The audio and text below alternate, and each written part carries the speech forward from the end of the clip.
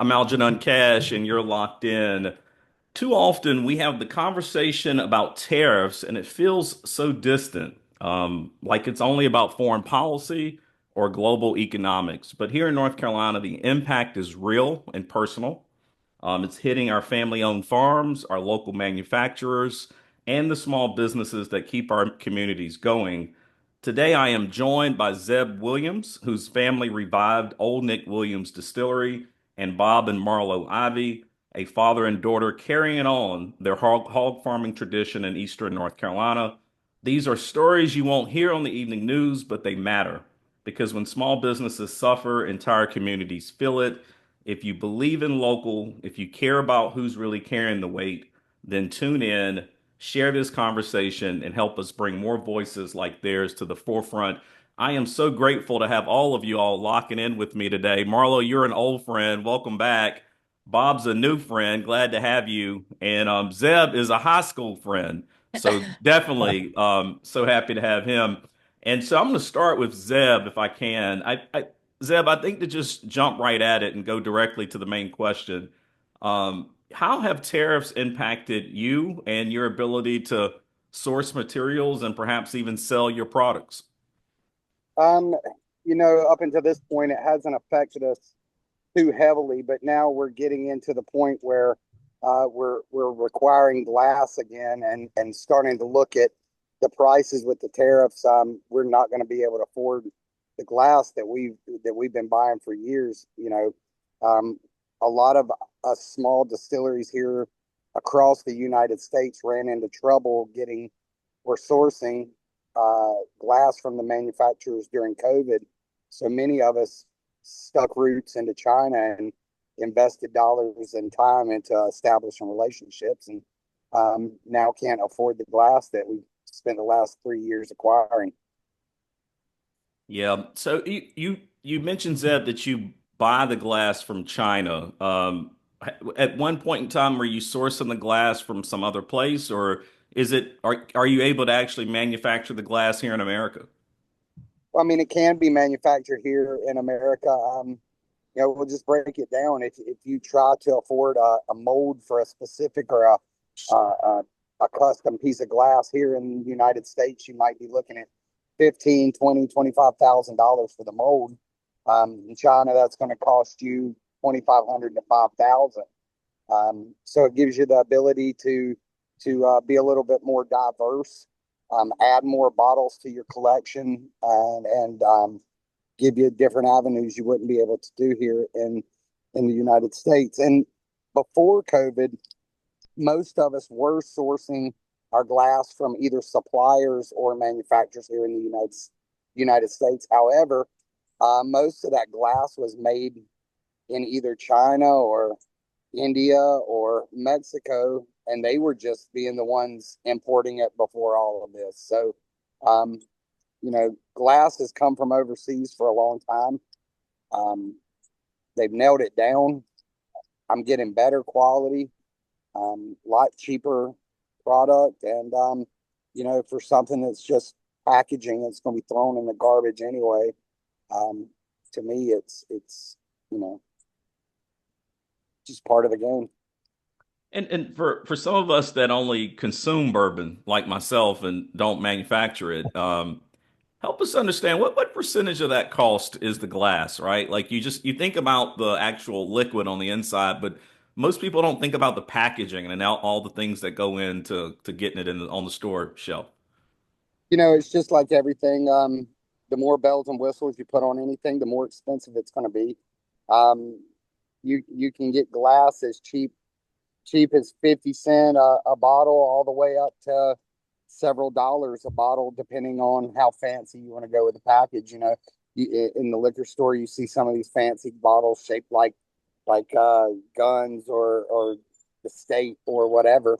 Those custom pieces of glass are going to get up into $3 and $4 a piece. So the packaging can be a very expensive part of the product, which is why it's important to try to acquire it as reasonable as possible. Oh, that makes a lot of sense. I guess to shift over to you, Marlo. You came back, you came on the show some years ago. You talked about the last time we were in this trade war back in 2018 and the impact to your farm. Tell us what you're anticipating this time around. I mean, what are you and your friends, your family, what are you guys talking about as it relates to how this round of tariffs may impact your hog farm? Well, I mean, I think, it really boils down to agriculture as a whole on tariffs have always gotten the short end of the stick. I mean, we agriculture's never really been at the forefront of people really concerned with tariffs and honestly how taken advantage of we as farmers are from other countries. For example, Canada, they put a 200% tariff on milk that we're importing into Canada. So from that kind of perspective, with these tariffs, I think agriculture has always ridden the wave of it, and always gotten the short of the stick. But at the same time, we've been taken advantage of the whole time when it comes to tariffs. So I mean, I feel like in agriculture we're always looking to the future and we're always looking to move forward. And sometimes you have to go through the hard times to get to the better times. Tariffs are going to affect us the same way they're going to affect any business. But I think at the end of the day, if we don't stand up for ag from an ag standpoint, to some of these countries that are taking advantage of us, it's just going to continue to happen, and we're going to continue to get the short end of the stick. And Dad can speak a lot on that too, just because we've had a pretty open relationship with the Japanese market and the pork that we've exported to them. So I mean, he would have another kind of perspective. But for me, as a millennial trying to keep my farm sustainable, continue to grow it, I mean, at some point, somebody's got to stand up for ag and go to bat for us. And I see your dad is with us. I don't see his video. I'm wondering if he can hear us. Bob, are you still there with us? Yeah, yeah, I can hear you. Yeah, go right ahead. I mean, I think you heard the conversation and Marlowe's response, but feel free to chime in there. Okay, well, I represent a lot of farmers across the United States, hog farmers across the United States. I'm on the National Pork Producers Council Board of Directors, which is elected and represents a voluntary checkoff program, and our main focus is trade for the swine industry. 25% to 30% of all of our pork raised in this country goes out of this country. So trade is very important. Our our trading partners that we have free trade agreements like Canada, Mexico, are our best trading partners. China has never been a dependable trading partner for us, and so usually they are retaliating over something uh, with the farmer. So they're not very dependable. I had a good fortune to go to Washington D.C. and actually, as a board, we met with the trade representatives um, in the West Wing of the White House to talk about trade, and that's about 2 weeks ago, and it's a very volatile situation. But of course, the Chinese, they've cut us off, but it opens the door for other countries that we've never been able to get into. One example of that would be Vietnam. They have 100 million people. They have a 10% tariff, or I think it may be more than that, but that they impose on our industry, which means that we can't get pork products there. And 100 million people, and they eat pork and they consume the same thing that the Chinese eat, such as parts of the pig that typically we don't like. So it's a very that can represent as much as $8 to the carcass when we sell it. So we're very excited about getting some new trade agreements with people like Vietnam, or countries like Vietnam, because they could really make up much of the pork that goes to China, and and we think that this is going to open those doors and other doors like the Philippines and other countries where not only do we have trade tariffs from those countries that prevent us from exporting our products, but it also they have a lot of non-tariff barriers. In the last 4 years, the Biden administration really hasn't addressed agricultural trade. So we see it as a real opportunity to um, to reset our trading with our neighbors and really come out in a better situation. Uh, our biggest trading partners would be Canada and Mexico. They're very good trading partners. We have free trade agreements with them. That's been impacted some now, and we have hogs go across those borders all the time, both ways. But we think that I was fortunate enough to meet with some Canadians at their embassy, and we believe that we're on track to get the differences worked out with those situations to get things back to normal for that. So for us, it would be more it would be opportunities that we didn't have before. Bob, I appreciate you providing that insight and had no idea that you were so close to it in terms of some of the negotiations and what's being discussed. So I really appreciate that unique and expert insight. I guess let's stay there for a moment because, Bob, I would say that I think anyone that has common sense would agree that the trade agreements here in our country and the trade agreements with our international partners were not 100% fair. They needed to be restructured, and we needed to look at the process that we go about in terms of trading with our international partners. I think that's all agreed. I think for me and many of the people that I talk to, and I want to get your reaction to this, I think the method by which we're going through to negotiate these agreements or renegotiate these agreements, I think that's what appears to have people so taken off guard and the uncertainty that has creeped into our markets and our economy. I think that's why the markets are reacting the way they are. No one anticipated just the level of tariffs that were going to be implemented on April 2nd. I want to get your reaction to that. I mean, did you anticipate it being this level and this type of a process that we're going through? Well, I mean, no one likes uncertainty. But for the markets that we don't have access to and there's no dialogue, it is with great certainty that we're not going to be getting any of our products into those countries. So sometimes, I mean, our NPP association exists to develop trade and to export pork products out of this country, and we've done a good job, 25 to 30%.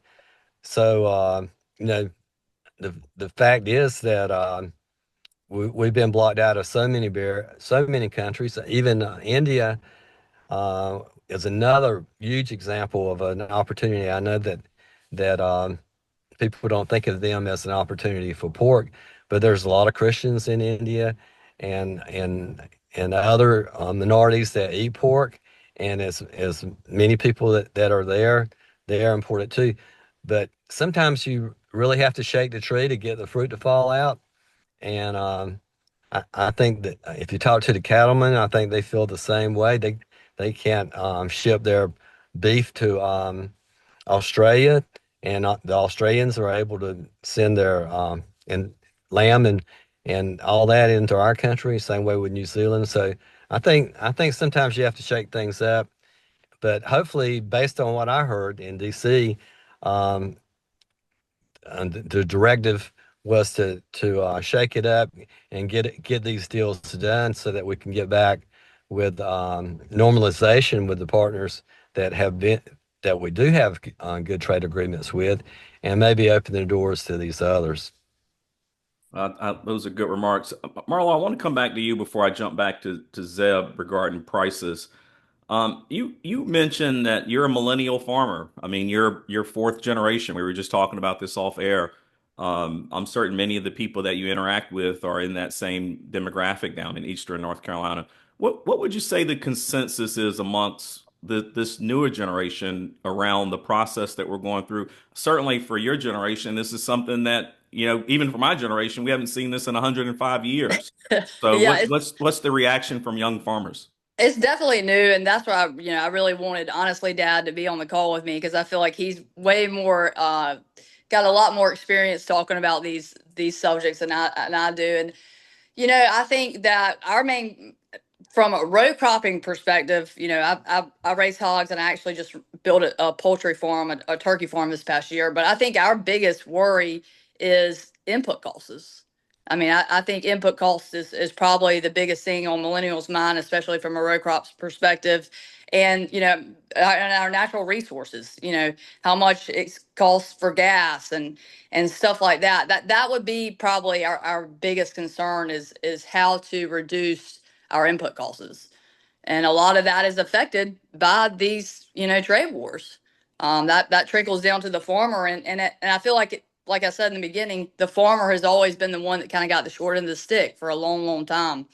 And I feel like agriculture is really, especially with the food movement, a lot of people are starting to care a lot more where their food comes from. And it's hard as a millennial farmer to try to, I guess, educate folks about what goes into all that, producing your food and where it comes from. And, it's not Charlotte's Web out here. And, we're we're a real business, working every single day. Me and you have had the conversation of like, I don't look like a farmer. Everybody thinks this old McDonald had a farm in his coveralls with his pitchfork. Um, so I think, it gets back to, what can we do as a business to stay profitable? And I think people miss a key point: sustainability. There's an economic footprint to sustainability. Me and you've had that conversation as well. So we need to tap into being able to use what our country has to kind of reduce those costs. And it kind of goes back to what Dad say about having to rely so much on China. I mean, they've really kind of got us in a bind here, and opening the opportunities for other free trade, countries and other places that we can have a relationship with where we can have better trade agreements. Canada, Mexico, Japan, all these countries that Dad's talking about that are open to better deals for us. I see you rocking your NC Pork shirt today, and big shout out to the North Carolina Pork Council. We love what they do here in the state. But yes, the first time, just for my audience, the first time I met Marlowe, she told me she was a hog farmer, and I said I don't quite see it, but agriculture here in North Carolina is such a huge industry, and I think the contributions that you're making, Marlowe, along with all the millennial farmers that are coming into the industry, is so critical, and so we appreciate that. Zeb, Marlowe just talked a little bit about having to pivot and making sure she maintains profitability. I know that's something that is constantly on your mind. I think about us folks in the food and beverage industry. We went through and survived COVID, and here just a short few years later, we seem to have another crisis on our hands. Zeb, when you think about profitability for your distillery, are you thinking about raising prices? Are you thinking about passing on some of these additional costs to your consumers? You know, I try to not do that as long as possible. We're going to sit back for the next year or two and kind of keep our prices where they are. Even if our glass goes up a dollar a bottle, you know, I think long term it'll be more important to try to sustain. But if cost of goods keep going up, I'm sure this year our corn's going to go up because it's costing more to do business. Fuel's up, So at some point it does have to be passed on to consumer, but we're gonna hold steady over this next 365 days. Are you thinking about it? Zeb, I tell the story oftentimes. You're going to chuckle on this, but during COVID, for my audience that may be unaware, during COVID, when I had Zesto, we wasn't selling a lot of burgers and French fries because no one was coming in the store, but we were selling plastic jugs to Zeb because Zeb needed all these plastic jugs to make hand sanitizer. And I love telling that story because it was like two small businesses just literally pivoting and figuring out how to navigate through a tough time and supporting one another. And I think I still have some photos of you coming over and picking up cases and cases of plastic jugs. Are you thinking about any creative ways to pivot during this, or do you just feel like you're going to sit and hold still for now? Well, fortunately, over the past few years, we've been very aggressive legislatively here in the state. Many of our laws here that regard alcohol are still dated back to prohibition or even before. And many of our legislators have no clue that a lot of these laws even exist on the books. So fortunately, over the last few years, we've made some law changes that allow us to sell cocktails at the distillery, allows us to be open and sell bottles on Sunday, which is a major day for tourism across our state. Um, it's also given us the ability to have a mixed beverage catering permit, so we as distillers can go in and cater spirits at weddings and other social events. So, with that being said, uh, we're going to shift around. We're going to take advantage of these law changes, get out and beat the streets, and ride through it. It's just like any other storm; it'll pass. I love it. That's the resilience of our small business community, not just here in North Carolina, but in every great state across America. For my audience, if you have not been to Old Nick Williams, if you live here in Winston-Salem, it's only 15 minutes out to Louisville. It's worth the trip. You're supporting a small business. Zeb and his family have been in that same area, in that same location their entire lives. He and I go all the way back to West Forsyth High School. And I encourage my audience to take a trip out there, go take a tour, do a sampling. Typically, they have live music, food trucks, all types of things. So that's a shameless plug for old Nick Williams here from my audience today. Bob, I think I'm going to try to wrap my conversation up with you. You had some really good insight. I want to go back to something you said about the national pork producers that you work with and the farmers that you work with all over the country. Many people, and I'll be honest with you, Bob, I'm one of many people that has really accused this administration of not knowing what the hell it's doing right now, and just all the uncertainty that it has created in our markets and the economy as it relates to this sort of unexpected trade war. But you are someone that's on the inside. You're being invited to meetings and spaces and places that I'm not actually sitting in. So I'm curious, was the farming community, were you all consulted and brought in before these tariffs got announced? Were you part of the thinking process on this? No, I mean, our NPPC actually has a lot is a lobbying group, and we've been lobbying for farm friendly laws, lobbying for trade for our whole existence since it was established. So we have a very big presence in Washington D.C. and we are called in for like the Farm Bill, a lot of things that affect farmers. And this invite from the discuss trade was part of that relationship that we have in D.C. to not only to try to educate the Trump administration, but also our congressmen and senators. With that said, I mean, what would you say, Bob, that when I look at our policymakers in Washington, I'm often curious if they really truly understand what it means to run a family-owned business. Your family has been doing this for 4 or 5 generations. Is there anything that you wish policymakers better understood about the complexities of running a family-owned business? Well, farmers all everything runs on energy. Everything moves up and down the road. Fertilizer is tied to energy, so energy, good energy policy is very important to us. Um, Diesel tractors don't run good off batteries, so we like good energy policy, and we, a lot of the things that we source from China, uh, we feel that that's not good for national security.